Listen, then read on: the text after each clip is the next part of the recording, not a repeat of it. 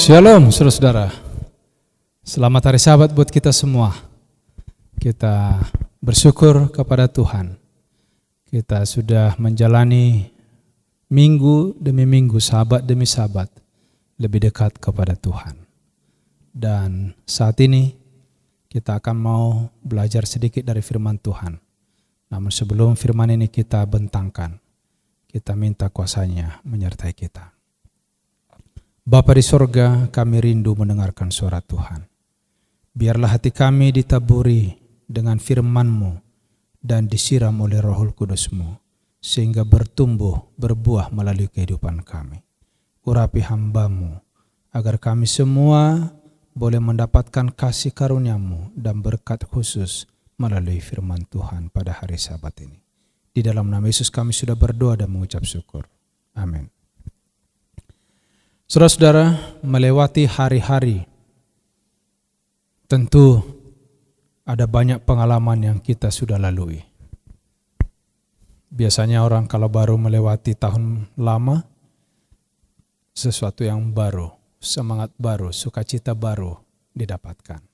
Namun sekarang ini kita sedang berada di satu situasi, berbulan-bulan kita dibatasi di dalam satu ruangan, di dalam rumah, karena ada istilah di rumah saja.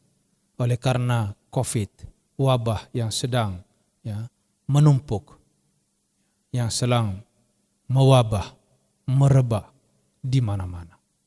Namun puji Tuhan, perlahan-lahan sekarang ada istilah new normal. Saudara-saudaraku yang kasih dalam Tuhan, menjalani hari yang baru membutuhkan hikmat, membutuhkan pengetahuan, membutuhkan satu pengalaman yang baru. Namanya menyesuaikan diri.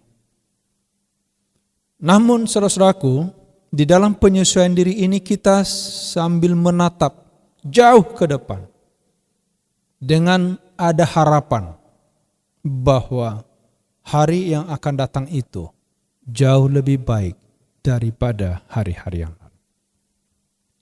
Saya membawakan pekabaran pada siang ini, mengisi catatan harian kehidupan kita di masa new normal. Saudara yang kasih, apa kata dunia tentang hidup di tahun 2020 sebelum tahun itu tiba? Memasuki tahun 2020, dunia semakin dibayangi ketidakpastian. Sepanjang 2019 yang lalu, saat beragam upaya meredakan ketegangan, ada usaha untuk membangun perdamaian, stabilitas, keamanan maupun ekonomi, seolah menemui beragam jalan buntu. Dan kita melihat bagaimana pemerintah kita merindukan agar tidak ada lagi korupsi. Kerja harus cepat, kerja keras, produktif, tidak terjebak dalam rutinitas yang monoton. Di dalam pekerjaan itu harus ada orientasi pada hasil nyata. Cek masalah di lapangan dan temukan solusinya. Semua harus serius, tidak ada yang bermain-main. Itu adalah merupakan satu kerinduan dari pemerintah kita. Dan saya yakin kita juga merindukan hal yang sama. Saudara yang kasih dalam Tuhan, bagaimana menurut Allah? Firman Tuhan katakan dalam Yeremia pasal 1 ayat 5. Sebelum aku membentuk engkau dalam rahim ibumu, aku telah mengenal engkau. Dan sebelum engkau keluar dari kandungan, aku telah menguduskan engkau. Aku telah menetapkan engkau menjadi nabi bagi bangsa-bangsa. Dalam Yeremia pasal 1 ayat yang kelima. Saudaraku yang kasih dalam Tuhan, apa yang disampaikan Tuhan kepada Yeremia adalah pekabaran penting juga bagi kita sekarang ini. Sesungguhnya Tuhan sudah tahu saudara sebelum Anda keluar dari kandungan. Saudara-saudara yang kasih dalam Tuhan, Dan rancangan Allah bagi kita, rancangan Allah bagi manusia menghadapi hari-hari ke depan, yaitu rancangan damai sejahtera. Yeremia 29 ayat 11 sampai 14 ini ayat yang lazim, yang sering kita dengarkan. Aku mengetahui rancangan apa yang ada padaku mengenai kamu. Demikianlah firman Tuhan, yaitu rancangan damai sejahtera, bukan rancangan kecelakaan. Untuk memberikan kepadamu hari depan yang penuh harapan. Jadi sebenarnya Tuhan melihat berbeda. Dan Tuhan menginginkan hal yang berbeda. Kalau dunia melihat tadi ketidakpastian, dibutuhkan satu perubahan yang luar biasa. Tetapi Tuhan sebelumnya sudah merencanakan hal yang lebih luar biasa. Karena Allah menginginkan kita untuk memiliki harapan masa depan. Dan saudara-saudaraku yang kasih dalam Tuhan, jangan lupa bahwa Allah adalah segala-galanya bagi manusia. Kenapa? Karena Allah lah pencipta kita. Di dalam Kolose pasal 1 ayat 16 sampai ayat yang ke-17, ya, apa firman Tuhan katakan? Kitab Kolose pasal yang pertama, ya.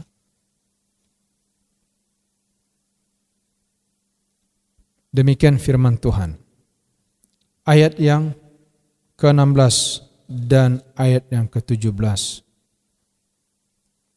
Karena di dalam Dialah telah diciptakan segala sesuatu, yang ada di sorga, yang ada di bumi, yang kelihatan, yang tidak kelihatan, baik singgasana maupun kerajaan, baik pemerintah maupun penguasa, segala sesuatu diciptakan oleh Dia dan untuk Dia. Saudaraku yang kasih, jangan lupa, semua makhluk hidup yang ada di dunia ini, apapun jabatanmu, pekerjaanmu, engkau adalah milik Tuhan. Bahkan lebih jelas lagi dalam Mazmur pasal 24 ayat 1 dan 2. Mazmur Daud, Tuhanlah yang empunya seluruh bumi dan segala isinya, dan dunia serta yang diam di dalamnya. Saudaraku yang kasih, ya, Allah kita adalah Allah pemberi hidup. Bukan hanya menciptakan saja, tetapi Dia memberi hidup. Yohanes 14 ayat 6, akulah jalan kebenaran dan hidup. Tidak ada seorang pun yang datang kepada Bapa kalau tidak melalui aku. Ya. Saudara-saudaraku yang kasih dalam Tuhan, Allah yang kita percaya, yang kita miliki saat ini, adalah pemerintah di atas segala sesuatu. Dia tadi adalah pencipta, Dia adalah pemilik, Dia adalah pemerintah di atas segala sesuatu. Bila mana kita membaca Roma pasal 15, ayat yang ke-12, firman Tuhan katakan, dan selanjutnya kata Yesaya, Taruk dari pangkal Isai akan terbit, dan ia akan bangkit untuk memerintah bangsa-bangsa, dan kepadanya lah bangsa-bangsa akan menaruh harapan. Saudara-saudara yang kasih dalam Tuhan, Anda, saudara, tidak salah percaya kepada Allah. Tidak salah percaya kepada Tuhan kita Yesus Kristus. Karena Dialah pemerintah di atas segalanya. Bukan hanya itu, Daniel 2 ayat 47. Dia adalah raja di atas segala raja.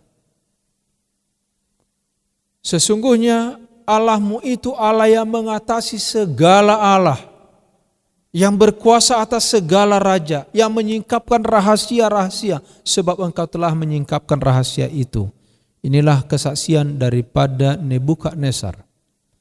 Pada saat Tuhan menggunakan dia, menunjukkan masa depan dunia, sejak zaman Nebukadnezar sampai kedatangan Yesus yang kedua kali. Dan pada waktu tabir itu disingkapkan kepadanya, mimpi itu diberitakan kepadanya, dia berkata, sesungguhnya Allahmu itu Allah yang mengatasi segala Allah. Saudara-saudaraku yang kasih dalam Tuhan, Allah kita ini adalah Allah yang maha tahu. Mazmur 139 ayat 1 sampai 3 dan 16. Tuhan, Engkau menyelidiki dan mengenal aku. Engkau mengetahui kalau aku duduk atau aku berdiri. Engkau mengerti pikiranku dari jauh. Engkau memeriksa aku kalau aku berjalan atau berbaring. Segala jalanku kau maklumi. Ingat saudara, matamu melihat selagi aku bakal anak.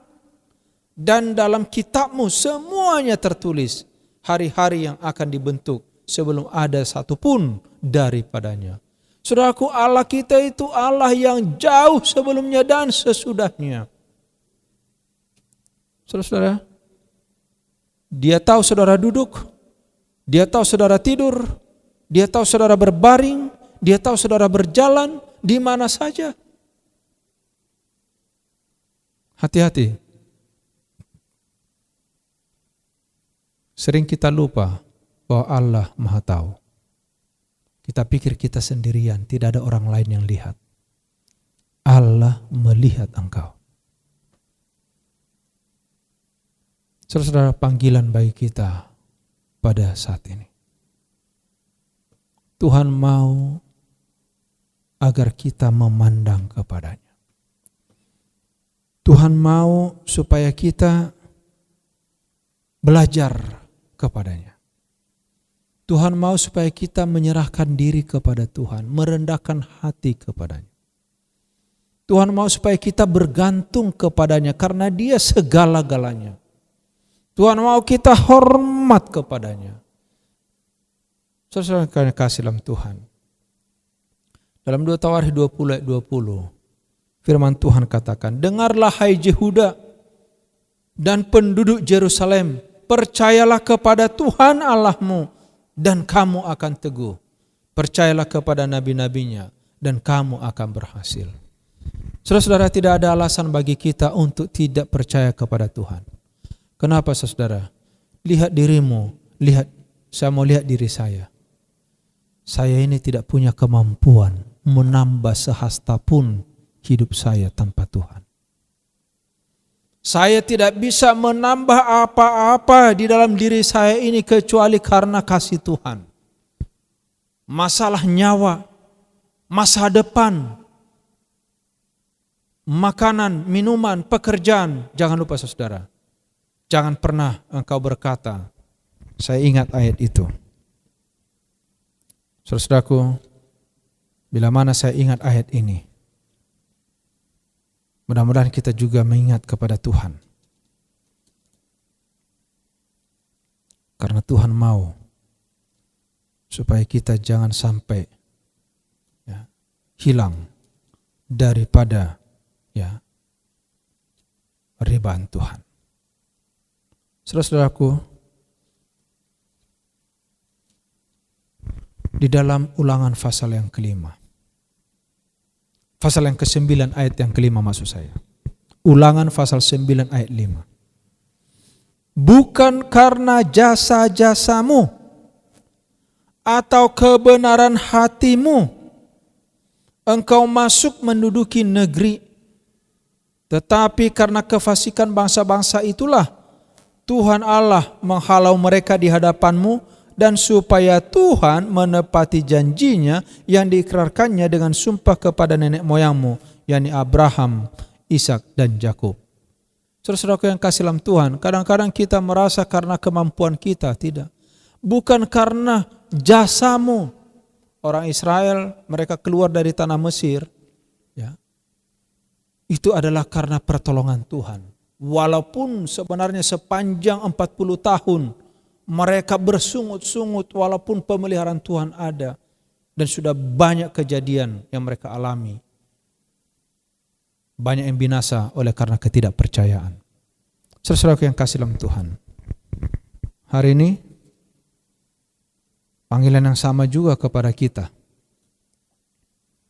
Agar kita jangan tinggi hati, jangan sombong atas diri kita, atas kemampuan kita, atas keberadaan kita.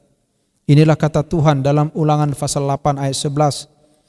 Hati-hati supaya jangan engkau melupakan Tuhan Allahmu dengan tidak berpegang kepada perintahnya, kepada peraturannya, kepada ketetapannya yang kusampaikan kepadamu hari ini. Kenapa? Ayat 14. Jangan engkau tinggi hati sehingga engkau melupakan Tuhan Allahmu. Ya. Saudara-saudaraku yang kasih dalam Tuhan. Kenapa muncul nasihat ini? Ya. Karena kadang-kadang setelah kita makan, ayat 12 di sini katakan, supaya apabila engkau sudah makan, kenyang, mendirikan rumah dan mendiaminya. Ayat 13, apabila lembu sapimu, kambing dombamu bertambah banyak, emas serta perakmu bertambah banyak, dan segala sesuatu yang ada padamu bertambah banyak, jangan engkau tinggi hati sehingga engkau melupakan Tuhan Allahmu. Hidup dalam kebenaran. Inilah yang Tuhan minta kepada kita pada siang Sabat ini. Dalam 3 Yohanes 1 ayat 3 katakan, sebab aku sangat bersuka cita ketika beberapa saudara datang dan memberi kesaksian tentang hidupmu dalam kebenaran, sebab memang engkau hidup dalam kebenaran. Dan 1 Yohanes 3 ayat 18 katakan, anak-anakku, marilah kita mengasihi bukan dengan perkataan, bukan dengan lidah, tapi dengan perbuatan di dalam kebenaran. Harapan saya, saudara-saudara yang kasih dalam Tuhan, mari kita percaya kepada Tuhan dengan sungguh-sungguh. Kita akan menjalani hidup new normal dan mudah-mudahan menjadi normal. Dan lebih dari normal adalah kita bertemu dengan Tuhan. Inilah doa dan harapan saya, supaya kita tetap meninggikan Tuhan, meninggikan Allah, mencari Dia, dan tetap rendah hati, agar kita tetap di dalam naungan Tuhan. Tuhan memberkati kita. Mari kita berdoa. Bapa di sorga, Bapa yang penuh kasih, terpujilah nama-Mu. Oleh karena kami sudah Engkau nasihati, Engkau ingatkan menjalani hari-hari yang penuh dengan tantangan dan harus menyesuaikan diri dalam segala situasi. Kami menghadapi satu masa yang disebut oleh dunia ini new normal. Tuhan tolong kami agar kami boleh menjalaninya dengan tuntunan Tuhan. Namun di atas segalanya, Engkau sudah ingatkan kami, Engkau adalah Allah pencipta, pemilik segala sesuatu. Engkau raja di atas segala raja. Engkau pemerintah di atas segala pemerintah. Engkau penyedia dan maha mengampuni. Oh Tuhan, biarlah kami boleh merendahkan hati, mengikut Tuhan dengan sungguh-sungguh. Berkati umat-Mu dimanapun mereka berada. Biarlah Tuhan angkat tangan-Mu yang tidak kelihatan itu kepada umat-Mu saat ini. Tuhan memberkati engkau dan melindungi engkau. Tuhan menyinari engkau dengan wajah-Nya dan memberikan engkau kasih karunia. Tuhan menghadapkan wajah-Nya kepadamu dan memberikan engkau damai sejahtera. Kiranya kasih karunia Tuhan Yesus, kasih Allah Bapa, persekutuan Roh Kudus menyertai kita dari sekarang sampai selama-lamanya. Kita sambut berkat-Nya di dalam nama Yesus, Tuhan dan Juru Selamat kita. Amin.